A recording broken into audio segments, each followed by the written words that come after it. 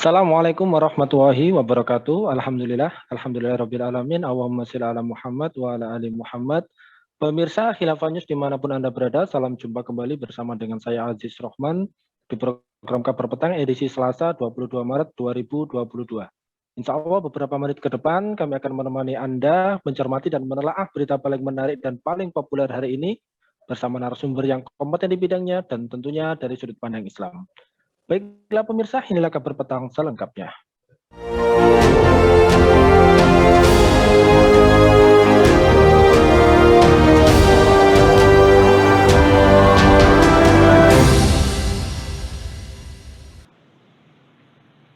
Pemirsa, Ketua Umum PDI Perjuangan Megawati Soekarno Putri ikut angkat bicara soal kekisruan minyak goreng. Di tengah langka dan tingginya harga minyak goreng di Indonesia, Megawati heran banyak warga rela mengantri lama untuk membeli barang tersebut. Mega juga bertanya-tanya, apakah semua ibu hanya menggoreng makanan setiap harinya sampai harus berebutan untuk mendapatkan minyak? Saya sampai mengelus dada, bukan urusan masalah enggak ada atau mahalnya minyak goreng. Saya sampai mikir, jadi tiap hari ibu-ibu itu apakah hanya menggoreng sampai begitu berebutannya? Kata Megawati dalam webinar Cegah Stunting untuk Generasi Emas yang disiarkan YouTube Tribun News Jumat 18 Maret 2022. Padahal menurut Mega, selain digoreng ada banyak cara untuk membuat makanan, bisa dengan direbus, dibakar, atau dikukus. Nah pemirsa, apakah Megawati tidak peka terhadap kondisi sosial dan ekonomi masyarakat? Apakah pernyataan Megawati ini tidak sesuai dengan klaim PDI Perjuangan sebagai partai rakyat kecil? Dan apakah pernyataan Megawati adalah solusi atas persoalan dapur rakyat Indonesia? Pemirsa, untuk membahasnya kami telah terhubung dengan Gus Uwi selaku peneliti Pusat Kajian Peradaban Islam. Kita sapa dulu beliau. Assalamualaikum warahmatullahi wabarakatuh, Gus Uwi. Waalaikumsalam warahmatullahi wabarakatuh. Alhamdulillah. Alhamdulillah. Sehat, Gus? Alhamdulillah sehat, Kang. Alhamdulillah. Ya. Baik, langsung saja nih menyikapi terkait pemberitaan yang cukup viral ya beberapa waktu terakhir ini bahwa Ketua Umum Partai PDI Perjuangan Ibu Megawati Soekarno Putri mengkritik ibu-ibu yang mengantri membeli minyak goreng di tengah kelangkaan. Ia mempertanyakan apakah ibu-ibu di Indonesia hanya mengetahui cara memasak dengan menggoreng. Nah, menurut Anda ini, Bung, apakah komentar dari Ibu Megawati ke publik ini justru melukai perasaan publik, dan apakah komentar dari Ibu Megawati ini tidak peka begitu terhadap kondisi sosial dan ekonomi masyarakat? Ini mohon tanggapannya ini, Bung. Baik, makasih. Bismillahirrahmanirrahim. Assalamualaikum warahmatullahi wabarakatuh. Menjawab pertanyaan tadi, pertama saya itu merasa gili aja dengan apa yang disampaikan oleh mereka. Pertama, kenapa kok kemudian saya gili? Pertama itu beliau itu kapasitasnya sebagai partai, ketua partai pemerintah, pemenang. Maksudnya memang beliau itu kapasitasnya adalah sebagai seorang politik. Kita mengetahui memang beliau juga pernah menjadi katakanlah presiden ya, presiden. Nah tentu harusnya ini berpikirnya atau statementnya itu ketika melihat sebuah masalah itu adalah berpikir atau memberikan solusi strategis. Nah, apa yang disampaikan oleh beliau ini terkait dengan kelangkaan dan memang faktanya itu memang sudah langka, lama gitu kan. Nah, tentu ini menjadi sesuatu yang lucu, baik, gitu kan. Jadi yang beliau sampaikan itu justru yang mengomentari sesuatu yang sifatnya dia itu parsial dan teknis. Tidak kemudian memberikan komentar atau statement yang itu sifatnya strategis, komprehensif, politis ya. Ini yang menjadi menarik bagi saya gitu. Karena kalau kemudian seperti itu, gitu kan, menurut saya tidak tempatnya atau tidak sesuai dengan kapasitas beliau. Tidak sesuai dengan kapasitas beliau. Jadi, seperti yang saya katakan tadi, beliau itu politisi, bukan negarawan, kan apalagi kemudian partai pemenang ini dan partai pemerintah. Nah, tentu ini menurut saya tidak tepat, gitu lah. Tidak tepat apa yang kemudian beliau sampaikan terkait dengan permasalahan tadi yang terjadi, dan itu memang sedang apa ya, menjadi sesuatu yang luar biasa di tengah-tengah masyarakat ya, apalagi di emak-emak itu. Karena saya ngeliat sendiri nih, Bung Aziz tuh, bagaimana antrian itu luar biasa. Pertanyaannya kan begini, kok bisa jadi antrian gitu kan? Nah, kemudian ketika usut demi usut, ternyata itu ini kondisi langka ini bukan waktu pendek gitu, bukan seminggu 2 minggu, tapi sudah beberapa minggu bahkan hitungannya masuk beberapa bulan gitu. Nah, artinya dari sini akhirnya kan kemudian muncul kan, loh kok kenapa bisa langka gitu kan? Nah, jadi ibaratnya begini, Mas, ketika ada api, ada asap, pasti ada apinya kan gitu kan. Ketika orang emak-emak itu antri, pasti ada penyebabnya kan gitu kan. Karena nggak mungkin kalau hanya kemudian sekali, 2 kali dalam waktu pendek, kemudian mereka antri, bahkan kemudian ada yang sampai meninggal itu kan. Nah, ini yang menurut saya kurang tepat apa yang kemudian beliau sampaikan, karena justru itu tidak masuk dalam tadi bahasan saya politis strategis. Nah, gitu Mas. Ya, baik. Lantas kemudian jika kita melihat, ini kan beliau menyampaikan dalam kapasitas sebagai seorang ketua umum sebuah partai, begitu ya. Nah, Yeah. kalau Anda melihat, ya, apakah pernyataan dari Ibu Mega ini tidak sesuai begitu ya dengan klaim PDI Perjuangan sebagai partai rakyat kecil, atau seperti apa ini Anda melihatnya? Ya, justru itu Mas. Justru itu. Ini yang kemudian hal kedua yang menurut saya ini menjadi apa ya, yang lucu juga gitu loh. Kita tahu klaim yang beliau sampaikan dan partai beliau sampaikan itu kan, PDIP adalah partainya wong cilik sebagai penyambung lidah rakyat, penyambung lidah atau penyambung perasaan dari rakyat kecil, wong cilik. Gitu kan. Nah, kita tahu sebelum PDIP itu menjadi partai pemerintah, itu sangat kritis terhadap kebijakan-kebijakan yang itu kaitannya dengan rakyat. Dulu kita lihat bagaimana ada yang sampai menangis itu kan ketika BBM itu naik hanya beberapa ratus perak saja, itu sampai menangis, sampai kemudian demo, sampai menyerukan demo, bahkan kemudian boykot itu kan di walk out ya di Senayan itu kan, itu begitu luar biasa. Tapi ketika ini ada minyak goreng yang itu masuk dalam kategori ya sembako kan gitu kan, dan itu langka, dan langkanya ini bukan sekali 2 kali gitu kan. Tapi kemudian kok kemudian statementnya ini jauh beda dengan apa yang kemudian terjadi sebelumnya gitu kan. Ketika dia menjadi partai oposisi gitu kan. Nah, tapi ketika menjadi partai pemerintah kok beda. Nah, ini yang menjadi satu pertanyaan menarik gitu kan. Jadi selama ini yang disuarakan itu apa gitu kan? Apakah kemudian wong cilik ini sebagai jargon saja gitu kan ketika mau pemilu gitu kan, ataukah kemudian ini menjadi sesuatu yang memang dia akan lakukan terus gitu kan. Nah, ini menjadi pertanyaan menarik ini Mas gitu kan. Nah, kalau seperti ini akhirnya kan masyarakat kan akhirnya tahu kan, lah berarti jargon wong cilik ini kayaknya hanya konsumsi atau jualan politik aja menjelang pemilu gitu loh.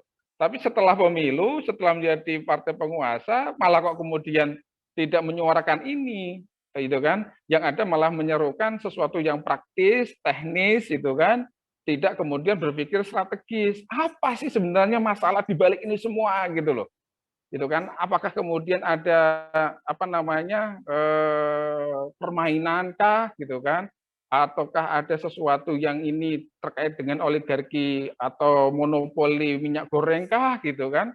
Ataukah mungkin apakah ada tata kelola yang salahkah gitu kan? Itu kan juga harus kemudian ini difikirkan ke arah sana sebagai seorang politisi gitu kan. Apalagi sebagai pimpinan partai pemerintah itu kan harusnya kan ke sana, bukan kemudian masalah teknis yang ini. Memang betul gitu kan bahwa kalau nggak ada minyak goreng itu merebus atau ini dan macam-macam. Tapi itu kan sesuatu yang sifatnya teknis gitu kan. Yang harusnya itu tidak disampaikan oleh seorang politisi atau pejabat kan gitu. Nah gitu Mas. Jadi menurut saya memang akhirnya kok nggak nyambung gitu dengan jargon apa namanya partai wong cilik itu. Nah nggak nyambungnya tadi ketika menjadi oposisi benar-benar menjadi penyambung lidah rakyat, tapi ketika menjadi partai pemerintah kok kemudian malah mengkritisi rakyat kecilnya sendiri kan gitu, jadi hal menarik gitu Mas. Ya, baik. Lantas kemudian apakah hal tersebut ini juga menunjukkan bahwa Ibu Mega ini kurang sensitif begitu ya dengan realitas di mana ibu-ibu mengantri. Bahkan kalau kita melihat di pemberitaan itu bahkan ada ibu yang sampai meninggal dunia. Bahkan ini kan lebih miris lagi, di pemberitaan kita baca yang meninggal itu justru mengantri di daerah yang sejatinya itu apa namanya, Produsen terdapat tempat. perkebunan sawit itu, produsen ya. Ini kan cukup menarik. Apakah Betul. beliau ini kurang sensitif, dan mungkin juga bisa ditambahkan catatan Anda ya terkait soal empati dari para elit politik ya, para pejabat mungkin terhadap permasalahan-permasalahan yang menimpa rakyat kecil. Betul. Nah, betul Mas. Jadi kayak ini kalau ditanya apakah ini kurang sensitif, saya katakan bukan kurang lagi, malah tidak ada sensitivitasnya gitu terkait dengan permasalahan yang dialami oleh rakyat, gitu kan. Kalau kemudian kita merujuk apa yang kemudian dilakukan oleh Khalifah Umar bin Khattab ya, ketika di Madinah itu ada masa kelabu, gitu kan. Di masa kelabu atau masa paceklik, gitu kan. Umar bin Khattab itu ketika rakyat itu nggak ada makan yang enak gitu kan, beliau kemudian bersumpah, saya tidak akan makan makanan yang enak melebihi makanan dari rakyatku yang paling tidak enak. Nah, itu kan menunjukkan sense beliau ya ketika ada krisis, ketika ada masalah gitu loh. Nah, ini kan justru malah boro-boro menunjukkan sense itu, malah yang ada malah dibully kan itu rakyat sendiri kan gitu. Nah, ini kan ya tadi saya katakan tidak ada sense gitu kan. Harusnya yang ada itu kan beliau mengatakan, "Oh, ini ada minyak goreng langka ya. Oh, mohon maaf, ini langka. Insya Allah saya akan telusuri. Ini kenapa kok kemudian minyak goreng ini bisa langka padahal kita ini produsen terbesar minyak goreng gitu kan. Kita ini melimpah gitu kan produksinya. Kenapa kok gini semuanya? Oh, tunggu sekian waktu saya akan serukan kepada petugas partai untuk bla bla bla bla bla bla kan begitu. Nah, bukan kemudian mengatakan itu mama gimana sih sudah ada lah, ini kan menurut saya nggak sense gitu loh, nggak apa ya, nggak peduli kan menurut saya gitu kan terkait dengan ini. Walaupun beliau mengatakan peduli terhadap permasalahan yang ada, tapi apa yang kemudian beliau sampaikan, apa yang kemudian realitas yang beliau lakukan gitu kan. Jadi antara perkataan dan perbuatan ini nggak nyambung dengan istilahnya perasaan kepedulian itu gitu loh. Nah, oleh karena itulah saya pikir ini kemudian kayaknya tidak ada, ya saya katakan tidak ada sense sekali terkait dengan permasalahan rakyatnya. Nah, harusnya kan tidak seperti itu. Harusnya justru memberikan semangat, memberikan solusi-solusi gitu kan, baik itu strategis atau kemudian planning ke depannya seperti apa dan seterusnya untuk menyelesaikan carut marut terkait dengan perminyak gorengan ini dan seterusnya. Gitu, Mas. Ya, baik. Kalau kita bicara terkait dengan partai dari Ibu Mega sendiri, kan kita juga mengetahui ya bahwasanya Ya, Ibu Megawati ini kan ketua umum partai. Terus kemudian ya. salah seorang anggota partainya juga Ibu Puan itu juga ketua DPR ya. Bahkan yang diusung pun menjadi seorang kepala negara. Nah, seharusnya yang dilakukan oleh Ibu Megawati sebagai ketua umum partai ini harus seperti apa ini untuk memberikan masukan atau seperti apa di dalam menyelamatkan pasokan minyak goreng? Iya, seperti yang saya katakan di depan, seharusnya yang dilakukan adalah berpikir strategis, politis. Nah, jadi strategis dan politis itu yang harus dilakukan, itu yang harus dipikirkan dan dilakukan. Nah, seperti apa strategis dan politisnya? Pertama, gitu kan?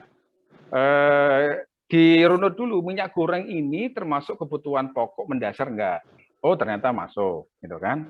Nah, karena mendasar berarti ini kan dalam konteks tanggung jawab sebagai sebuah negara, gitu kan, kepada rakyatnya, maka kemudian dia harus berpikir, oh, minyak goreng ini harus tersedia dengan baik, ya, cukup di tengah masyarakat, kan gitu, ya kan? Ini hal yang pertama, yang kedua harus dilakukan. Harus tersedia dengan baik. Nah, kalau tersedia dengan baik, bagaimana? Berarti pemerintah ini harus memastikan ya, mulai dari produksi ya. Produksi berarti kan dari hilirnya tuh, dari hulunya ya, dari mulai penanamannya, dari mulai kebun kelapa sawitnya, itu dipastikan bahwa semuanya itu terkontrol, terkendali oleh pemerintah. Nah, sekarang pertanyaannya menarik itu adalah kebun sawit ini terkontrol, terkendali oleh pemerintah ataukah justru malah dikuasai oleh para konglomerat? Ini pertanyaan menarik itu, gitu kan? Jadi jangan sampai nanti masalah minyak goreng itu ditariknya ke hilir, ya, didistribusi saja. Padahal dia nggak di hulu ya, di hulu maksudnya, di hulu, di hilir ya, maksudnya di hilir ya, distribusi saja. Tapi dia tidak ditarik ke hulu, gitu kan? Justru yang hulu inilah yang menjadi akar masalah terkait dengan ini semuanya, kan gitu. Nah, jadi itu terkait dengan produksi. Pemerintah harus memastikan nih, negara itu harus hadir, gitu kan? Jangan sampai kemudian produksi kebun minyak sawit dan seterusnya ini justru diserahkan atau dikuasai oleh pengusaha atau penguasa itu, cukong-cukong itu atau para oligark minyak lah kata gitu. Nah, apalagi kemudian setelah terjadi diketahui ya dari si produksinya, nah kemudian dipastikan juga terkontrol dan terkendali dari sisi produksi. Nah, tadi kan sawitnya, gitu kan, terus kemudian produksi minyak sawitnya kan gitu. Nah, produksi minyak sawitnya ini juga harus dipastikan bahwasanya itu juga terkendali. Jangan sampai yang punya pabrik itu orang swasta lagi gitu loh. Ya kan? Swasta lagi. Nah, ini kan jadi satu hal yang lucu. Nah, terus selanjutnya setelah produksi gitu kan, terus kemudian juga dipastikan jalur distribusinya itu tidak dikuasai oleh kartel, tidak dikuasai oleh mafia, sehingga kemudian kartel atau mafia ini mengambil keuntungan, mengeruk keuntungan sebesar-besarnya untuk kepentingan dia sendiri. Nah, ketika seperti ini konstruksinya gitu kan, dan yang keempat itu ketika distribusi pun itu juga perspektifnya itu harus untuk kebutuhan dalam negeri dulu, gitu kan, dipastikan dalam negeri cukup, baru kemudian ketika cukup baru diekspor kan gitu. Jangan sampai kebalik, ekspor dulu, baru kemudian sisanya untuk kebutuhan dalam negeri. Kan lucu, gitu kan?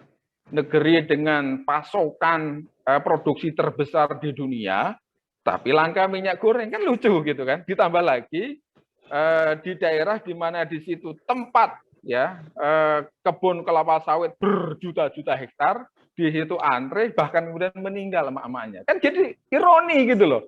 Nah, ketika berpikirnya tadi strategis, politis, yang minimal step-stepnya seperti yang saya sampaikan tadi, maka insya Allah itu kan tidak akan sampai terjadi peristiwa-peristiwa yang ada di hulu tadi, ya, berebut atau antri untuk mendapatkan minyak goreng hanya 2 liter saja. Nah, padahal kalau kita lihat ini akar masalahnya bukan di sisi itu, tapi ternyata ternyata kebun sawitnya aja dikuasai asing. Produksinya ternyata hanya dikuasai 4 pabrikan minyak goreng, gitu kan. Distribusinya dikuasai kartel. Ya, negara nggak bisa apa-apa ini akhirnya kan gitu. Wajar kalau kemudian stok di dalam negeri itu kan hanya sebagian kecil. Menurut data yang ada itu hanya 30% coba, gitu kan. 30%, 70% itu diekspor. Kan jadi ironi gitu loh. Untuk dalam negeri aja nggak dapat. Nah, itu Mas, yang saya pikir itu yang harusnya dilakukan gitu loh. Jadi ini dirunut akar masalahnya apa gitu kan. Nah, ternyata akar masalahnya di titik itu. Dan negara ternyata tidak hadir di sana. Negara itu ternyata tata niaga perminyak gorengan ini gitu kan. Ternyata negara itu tidak hadir dan semuanya diserahkan kepada para kapitalis. Wajar. Jadi wajar kalau kemudian ini akan terjadi dan mungkin akan terjadi terus. Itu kan. Coba saya menjadi gelinya kan gitu, Mas. Awal-awal kan naik tuh sampai 40.000. Terus kemudian ada Permendak gitu kan, yang harganya akhirnya dipatok jadi 2 liter itu 28, gitu kan. Yang terjadi apa? Minyak goreng malah langka kan gitu. Minyak goreng langka, tapi ketika minyak goreng langka, coba bayangkan, partai-partai itu berhasil ya istilahnya melakukan apa ini namanya, operasi pasar, Operasi pasar. ya, atau kemudian membagi-bagi gratis dalam jumlah banyak. Coba bayangkan, ironi kan? Di tengah pemerintah nggak bisa memaksa, gitu kan? Tapi parpol ini berhasil mendapatkan minyak goreng yang begitu banyak dibagi-bagi atau kemudian dengan harga ini. Nah, jadi sebenarnya kan itu mengkonfirmasi satu, berarti minyak goreng sebenarnya ada, jumlahnya banyak, ya kan? Terus yang kedua, mengkonfirmasi siapa yang dalam tanda kutip punya minyak goreng, atau yang saya nggak katakan menimbun lah, tapi yang punya minyak goreng dalam jumlah besar itu ada. Faktanya apa? Parpol dapat, gitu kan? Kalau parpol nggak dapat, itu mengkonfirmasi bahwa saya minyak goreng nggak ada, orangnya juga nggak jelas, gitu loh. Tapi ini parpol dapat, gitu kan? Berarti minyak gorengnya ada, orang yang punya minyak goreng itu ada, gitu loh. Nah, seharusnya pemerintah kan gampang kan, tinggal getok aja dia itu. Ayo keluarkan semuanya itu, kan gitu. Gitu kan? Keluarkan semuanya, kalau enggak saya akan lakukan tindakan hukum karena Anda itu entah dengan penimbunan kah, entah dengan apa dan macam-macam, kan gitu. Kan mudah, nggak perlu melewat parpol, gitu loh. Nah, sekarang jadi bingung. Lah kenapa kau lewat parpol, kan gitu.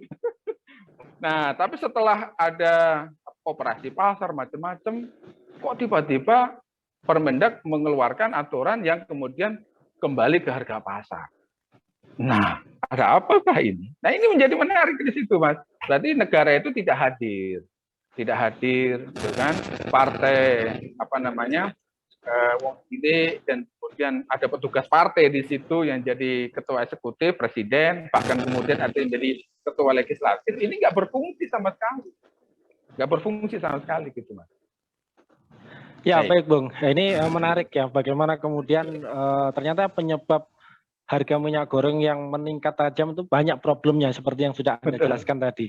Nah, kemudian kalau kita sudah mengetahui problem seperti itu, kira-kira bagaimana Islam memberikan solusinya ini dalam perspektif Anda, di dalam perspektif Islam itu seperti apa? Bisa dijelaskan, Bung? Nah, jadi kan gini, dalam Islam itu kan memang Islam mewajibkan negara untuk memenuhi kebutuhan pokok. Itu mewajibkan. Jadi negara itu hukumnya wajib untuk menyediakan kebutuhan pokok rakyatnya. Nah, minyak goreng ini kan masuk dalam kategori sembako, artinya kan pokok. Artinya itu wajib untuk menyediakan dalam jumlah cukup. Ini wajib hukumnya. Hukum wajib itu seperti hukumnya orang sholat, gitu kan? Jadi kalau nggak sholat, hukumnya haram, dia dapat dosa. Nah, sama halnya kepala negara. Ketika diwajibkan untuk menyediakan ya kebutuhan pokok dalam hal ini minyak goreng, maka dia itu kalau tidak melakukan dosa, gitu kan? Nah, karena memang diwajibkan, inilah kemudian Islam memberikan mandatori, ya, keputusan hukum, gitu kan, dalam konteks bahasa ininya ya, kepada kepala negara untuk menyediakan itu semuanya. Nah, satu itu, kan? Jadi Islam itu ke sana. Ini bukan, nah ketika yang dimaksud ini wajib, artinya memang negara ini harus hadir, gitu kan? Tidak diserahkan kepada swasta, apalagi asing, apalagi kapitalis. Enggak. Negara ini harus hadir. Negara ini harus mengelola itu semua, memastikan, gitu kan, memastikan itu semuanya. Nah, sehingga kemudian ketika satu wajib, terus kemudian dia itu harus hadir mengelola. Nah, dari situlah kemudian negara itu harus mampu ya men-set up industri yang ada, gitu kan, untuk memenuhi kebutuhan ini. Contohnya kalau terkait dengan minyak goreng, berarti negara ini harus men-set up, gitu kan, dari hulu sampai hilir terkait dengan perminyak gorengan ini, itu harus disediakan. Misalnya kebun sawitnya, negara harus punya, gitu kan, negara punya. Jangan diserahkan semuanya kepada swasta asing, ini enggak, gitu kan. Terus kemudian negara harus punya pabriknya sendiri, gitu kan. Terus kemudian negara juga memastikan distribusinya ini kepada rakyat, sampai kepada rakyat itu dengan baik, gitu kan. Karena apa? Karena begini, Mas, kalau negara hadir, Ya sebagaimana dia itu spiritnya negara hadir itu kan spiritnya untuk melayani rakyat, untuk melayani kebutuhan karena sifatnya wajib tadi. Maka dia tidak akan punya mindset di dalam pikiran negara itu untuk berbisnis. Ya kan? Karena memang itu kewajiban negara gitu loh. Jadi misalnya gini, saya diwajibkan oleh Allah untuk sholat. Maka saya tidak akan mengatakan, saya mau bisnis sama Allah untuk sholat gitu kan. Enggak. Karena kewajibannya harus dilakukan lillahi ta'ala, ikhlas gitu loh. Ya kan? Nah artinya apa? Negara itu ketika menyediakan minyak goreng itu juga begitu. Mindsetnya itu begitu. Menyediakan ya mendistribusikan gitu kan untuk mencukupi kebutuhan rakyat sebagai tanggung jawab dia meriayah rakyatnya. Jadi tidak ada ini logika bisnis yang ada di dalam otaknya. Itu yang ketiga. Jadi ketika ini negara itu dalam Islam itu tidak boleh berdagang dengan rakyatnya.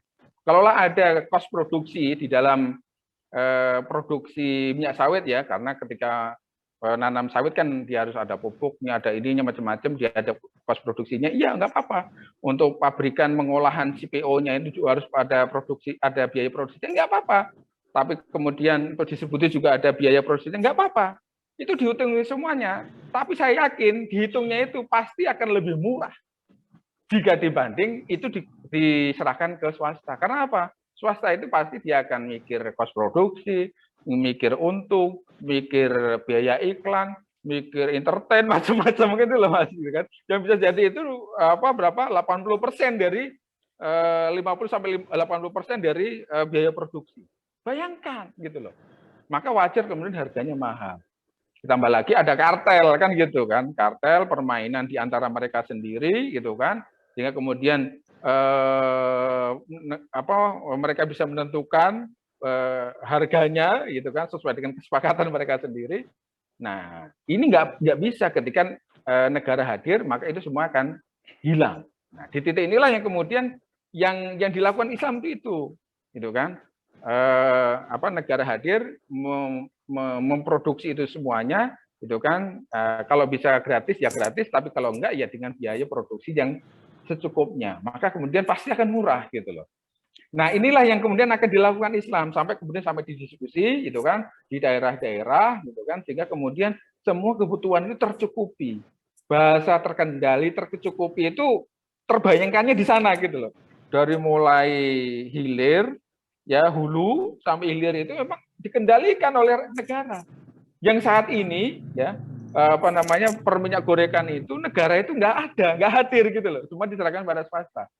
Nah itu Mas, yang harus dilakukan oleh negara ketika memang Islam itu hadir itu akan seperti itu.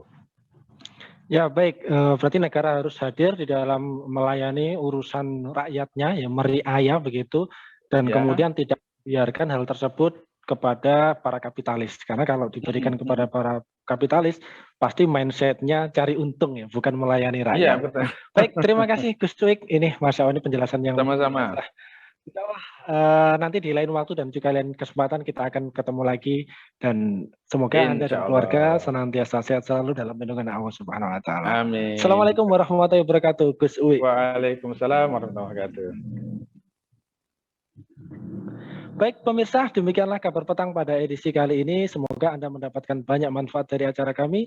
Jangan lupa saksikan kami besok di jam dan channel yang sama, dan jangan lupa juga like, comment, share, subscribe, serta klik tekan tombol loncengnya agar tidak ketinggalan update terbaru dari Khilafah News. Karena hanya di sinilah Anda akan mendapatkan informasi aktual terpopuler dan tentunya dari sudut pandang Islam.